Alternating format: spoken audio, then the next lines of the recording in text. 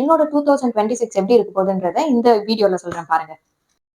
கேள்விகளுக்கு ஜோதிடர்கள் தரும் பளிச்சு பலன்கள். தனுசு வாழ்க்கையில எதெல்லாம் சுபகாரியம் நினைக்கிறாங்க எல்லாமே இந்த வருஷம் உங்களுக்கு 100% கிடைக்கும். வயது மகிழ்ச்சி நமக்கு இந்த வருஷம் கூடுமான வரைக்கும் வேலண்டைன்ஸ் டே பெருசா கொண்டாடாம இருக்கிறது நல்லது. எல்லா சேனல்லயும் கலர் கலரா வந்து இந்த 2026 எல்லாருக்கும் எப்படி இருக்க போகுது, மேஷ ராசி, ரிஷப ராசி அப்படின்னு சொல்லிட்டு பயங்கரமா ப்ரோமோவும் நம்மளும் ஜனவரி 1 அன்னைக்கு நியூ இயர் அன்னைக்கு கரெக்டா இந்த வருஷமாவது நல்லா இருக்கா எப்படி இருக்குன்னு பாக்குறதுக்காக ரொம்ப ஒரு எக்ஸைட்மெண்டோட ஓபன் பண்ணி பார்க்க போவோம்.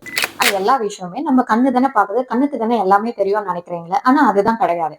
கண்ணு பார்க்க மட்டும்தான் செய்யும், அதுக்கு எதுவுமே புரியாது, தெரியவும் தெரியாது. எப்படி சொல்றேன் அப்படின்னா, நம்ம பாக்குற எல்லாமே ஒரு லைட் வெளிச்சமா மட்டும்தான் கண்ணுல என்டர் ஆகிட்டு ஒரு 6 லேயர் மினிமம் பேசிக்கா சொல்லணும்னா ஒரு 6 லேயர் இருக்கும். அந்த ஒரு லேயரும் அந்த வெளிச்சம் கிராஸ் ஆகி கடைசியில 6வது லேயர் ரெட்டினால அதுல ஒரு 10 லேயர் இருக்கும். 10 லேயரையும் நம்ம பாக்குற வெளிச்சம் வந்து கிராஸ் ஆகி அந்த 10வது லேயர்ல இருக்கிற ஆப்டிக் நர்வ் கண்ணுக்கான நரம்பு பகுதி இருக்கும். அந்த நரம்பு என்ன பண்ணணும்னா பாக்குற எல்லாத்தையுமே பிரெயின்க்கு எடுத்துட்டு போகும். விஷுவல் கார்டெக்ஸ்னு மூளையில இருக்க ஒரு பகுதியில நம்ம பின் மண்டையில இருக்கும், ஆக்சிபிட்டல் லோப்ல.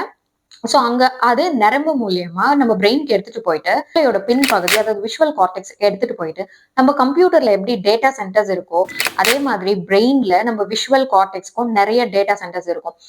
நம்ம பாக்குறது இமேஜா இல்ல போனா லைட்டா டிவியா கலர் என்ன இல்ல இருட்டா இருக்கா என்ன நேரம் இதெல்லாமே செப்பரேட் பண்ணி ஒரு பகுதியும் ஒரு வேலை செய்யும்.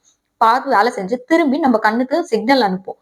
இது நீயா நானாவா இல்ல வந்து ஜி தமிழா, போன வருஷம் பார்த்தோமா, புது எபிசோடா, பழைய எபிசோடா, கஷ்டம், மேஷராசி ஓஹோன்னு இருப்பாங்க, மீனராசி உருப்படாது. சோ இந்த மாதிரி எல்லாம் கேட்டா மைண்ட் அப்செட் ஆகுது. இது எல்லா இன்ஃபர்மேஷனும் நம்ம பிரெயின் ப்ராசஸ் பண்ணி திரும்பி கண்ணுக்கு எடுத்துட்டு வரோம். இதை இன்னமும் பார்க்கலாமா இல்ல மாத்திடலாமா இப்படின்னு சொல்லிட்டு நமக்கு எல்லா மெசேஜும் கொடுக்கும். கம்ப்யூட்டர்ல தேவையில்லாத இன்ஃபர்மேஷன் எல்லாம் ஏத்துவாங்களா? இல்ல தானே.